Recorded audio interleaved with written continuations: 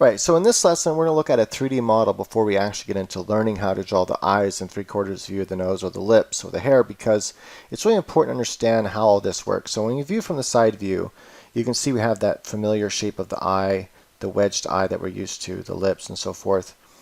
When you look at it from the front view, very familiar. We're used to seeing this look right here. But as we begin to turn, look what happens. Because the whole entire head, think of think of the head like an egg, right? As that egg begins to turn, because it's round, everything on it is falling on a round surface, not a flat surface, right? The head's not a cube, it's more like an egg. You can see here what happens to the lips. You have foreshortening.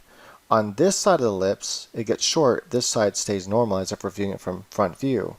It starts to transform itself. It's like changing from side view and front view. So it's like a mixed. So this side over here that's turning away from us is all being foreshortened. Notice that the eye is being covered by part of the bridge of the nose. So we can't see the full part of the eye, which extends way back here. So the eye appears to be shorter than this eye over here. And even this eye, if we continue to turn, starts to get foreshortened. But in your typical 3/4 view, which is something right about here, this eye is the same exact length as it would be from the front view. You draw that the same. This eye here, you draw a little bit shorter, not much. If you get a little bit more into that 3/4 view where you start to the lips, sometimes even you'll draw the lips extending outside the face. You see that, how they're extending outside the face. So, but yeah, that's not a view that's really used a lot, but it is nice sometimes, like use a view like this or a view like that, kind of like that view. And notice when you're looking up at the face, how everything gets foreshortened back in space. The head gets shorter, the relationship between the eyes and nose get closer together, between the lip, all this gets foreshortened. And also we're seeing the underplane of things. We're seeing the underplane of the chin, underplane of the ears, underplane of the nose, the underplane of the lips. So we're seeing the bottom, the underplane of that bottom of the lip, the underplane of that top lip. That's why the top lip looks so big from here. We're seeing the underplane of these eyelids and so forth, underplane of the actual socket of the eye. If we view the head downward, you see things change the opposite way. Now we're seeing the bottom plane of this underside of the lid. We're seeing the top plane of the nose. We're not seeing any of the underplane. We're seeing this, the lip here, and we can see a little bit of that. And then all this gets foreshortened as it goes down away from us. So the chin gets very tiny. Look how much space the chin occupies. The nose almost touches the lip. And if you continue to go down, the nose will actually even overlap the lip, right? So this is important to know, like when 3/4 views as well, you can see how things change.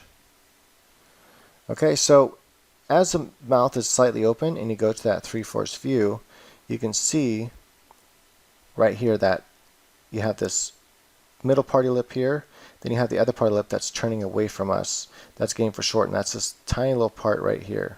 We'll go more to that when we're drawing lips. I just want you to memorize all this kind of stuff. Notice with the eye, you can see the eye is being cut off here and here, and you just see you see part of the eye right there. And that happens because the eye is like a sphere inside of a socket that is basically inside. Like take an egg type shape with clay and punch 2 holes in it for the eye sockets, and then put 2 round balls in those eye sockets, and then cover them with more skin, and that's what you have here. And so as it turns away from us, we can see we're starting to see the round edge of the eye. Another thing you'll notice is the eyes, although they're round from the front view, as we go more toward a side view, you can notice that the whole entire eye, even the pupil, starts to look oval rather than round. Notice, round, oval.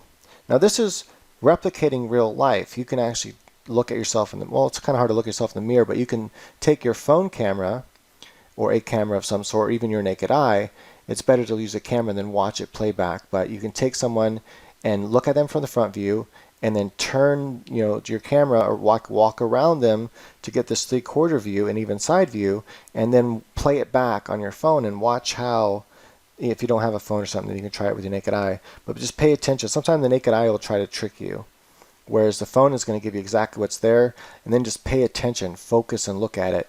Just know, just knowing that this is round and then we get oval Just knowing that will help your brain see it better. Your brain tries to confuse and trick you on things. It's used to things like, hey, I know that the pupil's round. And so even though you're looking at this right here, you'll still see a round pupil. Once I point out that this isn't round, and you take a screen capture of this by hitting print screen on your keyboard, and then control V to paste it into your program.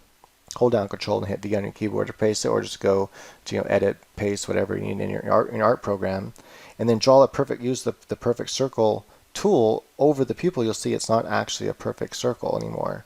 And as you look, you can actually see it get more and more oval. And when you get to the side view, look at that, it almost completely disappears. Actually, from the side view, it pretty much does completely disappear. And then also another thing I want you to notice with the hair. So you can see that, let's zoom out here just a little bit.